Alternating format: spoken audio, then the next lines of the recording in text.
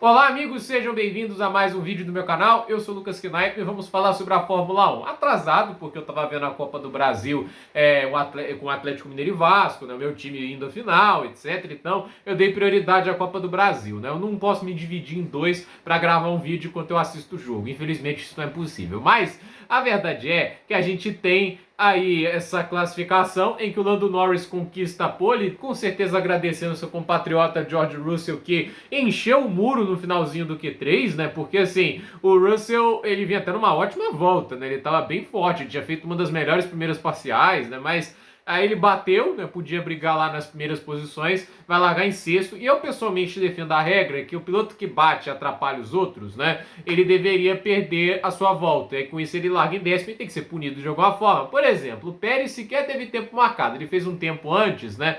Com os pneus usados, que foi até deletado, né? E aí ele vinha com os pneus novos. Se ele repetisse o tempo com os pneus novos, ou melhorasse, supondo, 1 ou 2 décimos, ele já poderia largar em sexto, sétimo, você entende? É melhor do que largar em décimo, menos posições para ganhar na prova. Mas ele vai largar em décimo, porque ele não pôde concluir a volta dele, porque o Russell bateu. Então, assim, eu pessoalmente acho que essa ideia do piloto que bate não tem a volta deletada, né? Eu acho que tá errado. A Indy faz isso, todo piloto que atrapalha a classificação tem a volta deletada. Tá na hora da Fórmula 1 adotar o mesmo protocolo, porque o George Russell acabou atrapalhando a classificação de muita gente, né? Mas assim, pior do que o Russell batendo a sua Mercedes é o Hamilton em 19º, né?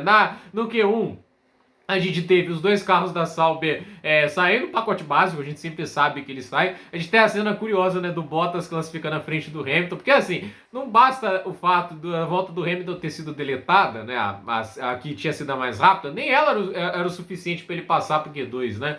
E ele acabou classificando em 19º, e do jeito que a Mercedes está devorando pneus, eu tenho uma séria sensação que essa corrida de recuperação do Hamilton não vai ser das mais produtivas, né? Eu posso estar enganado, entende? Mas a gente deu para ver até pelo Piastri, até pelo Pérez hoje, que não foi fácil recuperar as posições ali no grid, né? Os carros de efeito solo, eles não facilitam as ultrapassagens como muita gente pensava que ia acontecer. E assim, né, desgastando o pneu como a Mercedes desgastou hoje na sprint, né? Preocupante, né? E foi uma classificação terrível. E aí o Hamilton, que já tá nova vontade de pilotar pela Mercedes, ele tá doido para ir para Ferrari, até porque no momento é um carro melhor. Eu acho assim, talvez uma base mais sólida para o futuro, não tem como saber, né? Mas fato é que assim, o Hamilton já tá meio de saco cheio de andar na Mercedes. Me dá essa clara impressão. E a tanta sprint, tanta classificação da sprint, essa classificação, assim, meio sem vontade, né? Porque é muito assustador pensar um Lewis Hamilton saindo logo no Q1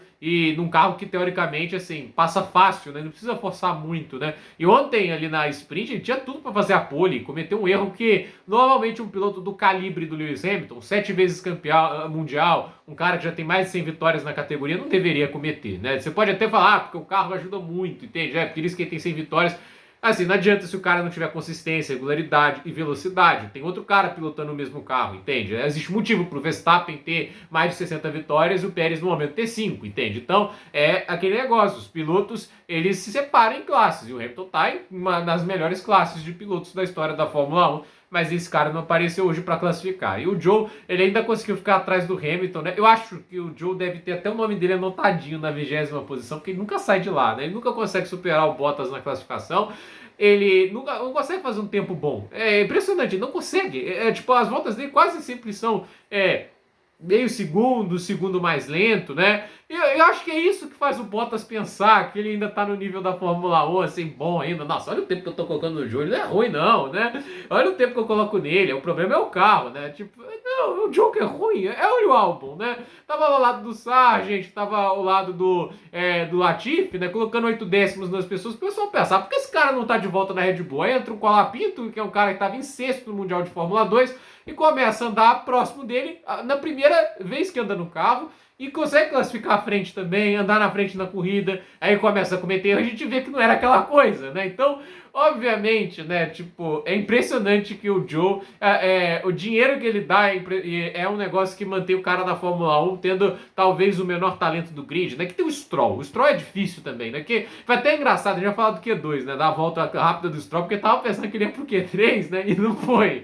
Mas assim, o Joe, cara, é o dinheiro que sustenta ele lá e já estão rumorizando que ele pode aumentar a taxa de 35 para 50 milhões de euros de patrocínio para manter-se na Fórmula 1, e o Binotto está começando a questionar isso. Porque eu pensando, ele não vai achar uma ideia pior que a do Bottas, né, de manter o Bottas na Fórmula 1. Tem a opção de manter o Zhou, que seria pior, né, porque é só dinheiro e nenhum resultado, né. Se bem que até em corrida o Zhou tá andando melhor que o Bottas, né, mas aí a gente teve os dois pilotos da Williams de fora, desempenho bem sofrível do carro da Williams, e aí a gente vai pro Q2, os carros da Aston Martin, né, o Alonso consegue a vaga, já o Stroll não consegue. O Stroll, a volta dele, né, tava com duas parciais verdes, a nível da volta era boa, ele deve ter cometido um erro no terceiro setor, né, skill issue, né, que a questão é, ele tava lá, tipo, vai tirar o Magnussen, aí a gente vê a última parcial dele, ele ficou 4 décimos do Magnussen, né, tipo, é um piloto muito limitado, né, a Aston Martin também tem esse elefante na sala, vai ter Adrian Newey, vai ter isso tudo, mas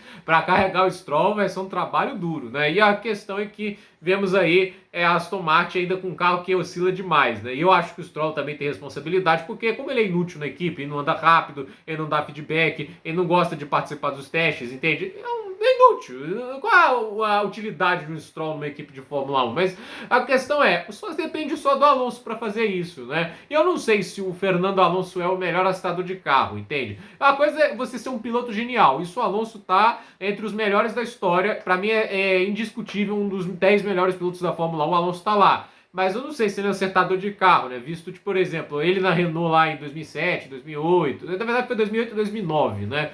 Assim, a Renault até melhorou com o passar de 2008, mas 2009 não, né? E a Ferrari lá nos tempos, tudo bem que ali o teste começou a acabar em 2011, né? Também não era aquelas coisas assim, né? E os pilotos, eles têm influência nisso, né? Então, o feedback que eles dão é o que pode ajudar os engenheiros a entender problemas e aí melhorar o carro. É por isso que a equipe, que normalmente tem muito piloto pagante, né? Piloto pagante ruim, né? Ele não consegue andar para frente, tem dinheiro, mas não tem, assim, o feedback do piloto para identificar o que está dando de errado com o carro, não. O piloto levar o carro ao limite ajuda. Então, assim, acho que a Aston Martin tem esse problema. O Lawson, que foi muito bem no Q1, no Q2 não classificou porque ele tem 60 posições de punição para pagar nessa corrida, então ele larga na última posição. Então o Hamilton larga em 18º, então é importante lembrar isso, né? E assim, a gente também teve ali, acho que o Ocon ficando de fora, né? Que é ruim porque o Gasly passou, né? Então, assim, tivemos esses pilotos de fora, o Hülkenberg também, eu não entendi o Hülkenberg, tipo assim, voando no segundo ou terceiro setor, mas a primeira parcial dele, horrível, levando meio segundo do Magnussen, né? Eu não entendi por que estava tão discrepante assim os tempos do Nico Hülkenberg. Então, ele ficou de fora. E aí no Q3 é aquele negócio, né? Todo mundo tem uma primeira tentativa, é aquela primeira tentativa em que alguns pilotos têm os pneus usados e outros têm pneus novos, né? Muita gente teve que gastar 4 jogos de pneu macio no Q1 e no Q2 para garantir a vaga no Q3. E assim, o Pérez, por exemplo, era um desses pilotos, né? E aí a gente tem ali a última tentativa, os pilotos vão lá, vamos tentar melhorar o tempo, e o Russell vai lá e bate. Então, primeiro tempo ficou com o Lando Norris, que superou o Verstappen por um pouquinho, né? E assim, o Norris recebendo uma instrução do engenheiro que eu acho ela maravilhosa. Não tente fazer um overdrive, tipo, além do limite do carro, entende? Vai dentro do que o carro está oferecendo, evite saída de traseira e tudo isso, né? Segue o que o carro está fazendo. E ele fez um tempo fantástico. A McLaren é o melhor carro desse grid, mas eu vejo que o Norris vem se pressionando demais, que ele sabe que tem a chance de ouro de lutar por um título. A gente não sabe o que vai acontecer no que vem. O Piastri pode estar melhor, a Ferrari pode estar mais competitiva. A Ferrari tem o Charles Leclerc, eles vão ter o Lewis Hamilton, né? A Red Bull ainda pode estar lá, e a gente já viu que o Max Verstappen é muito mais piloto. Então, obviamente, o Norris sabe da pressão que está aí, porque é o momento. A McLaren é o melhor carro, ele tem as chances aí, as ferramentas de tirar vantagem, de botar pressão no Verstappen, e se ele não fizer isso, o Verstappen é campeão. Então, assim, ele tem a responsabilidade de fazer algo, tá nele. E ele fez a pole, é alguma coisa, agora é ver se larga bem. Verstappen larga em segundo, se não me engano, Sainz em terceiro, Leclerc em quarto e o Piastri em quinto. Me corrija se eu estiver errado, né? Porque eu não tô aqui com outro celular para ver, né? O Russell acho que ficou em sexto, sétimo lugar foi pro Gasly, oitavo pro Alonso, nono pro Magnussen, e o Pérez sem tempo ficou ali com o 10º lugar. Então assim, pro Pérez é ruim porque se ele tivesse feito uma volta e conseguido um sexto lugar, né? Ele poderia estar mais próximo do pelotão da frente, né? Ele falou que o carro deu uma melhorada da sprint para classificação, até porque se tinha autorização para mexer nos carros, né? E não era regime de parque fechado. E ele confessou que não está com as atualizações do Verstappen, não todas. Então, talvez justifique um gap tão grande, né? Mas ele podia ter falado isso logo de cara, né? E o pessoal não estaria cornetando tanto cidadão, né? Ó, meu carro não está com as atualizações. Por que não falar isso de uma vez, né? É compreensível, né? Tipo, o Verstappen você dá a prioridade a ele e lá no México ele recebe lá o pacote, né? Mas podia falar isso desde o início, que aí a gente ia entender, né? E assim, pode até ser um paralelo para entender como cada piloto está recebendo ali o desempenho do carro, etc. Então, a ver o que acontece amanhã para a corrida. É uma corrida que eu imagino 2 paradas, mas asfalto novo pode ser que desgaste menos os pneus.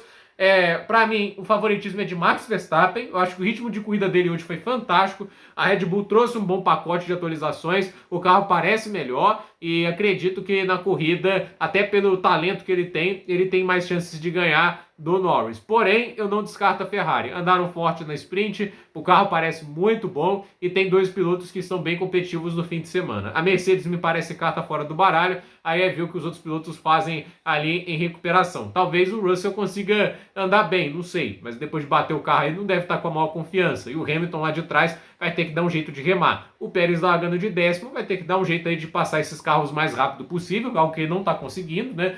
E assim, no passado até fazia isso melhor. Agora vamos ver o que ele consegue amanhã. Se ele fizer ali um 6º, 7º lugar, para ele já tá de bom tamanho para salvar um pouquinho esse fim de semana. Mas é ver também o ritmo de corrida que ele vai ter. Hoje o ritmo de corrida na sprint não foi nada animador, mas se ele consegue alguns décimos extra por volta, ele consegue entrar mais na briga. Então, gente, por esse vídeo é isso. Dúvida nos comentários, deixe seu like, se inscreva no canal, compartilhe esse vídeo e até o próximo vídeo.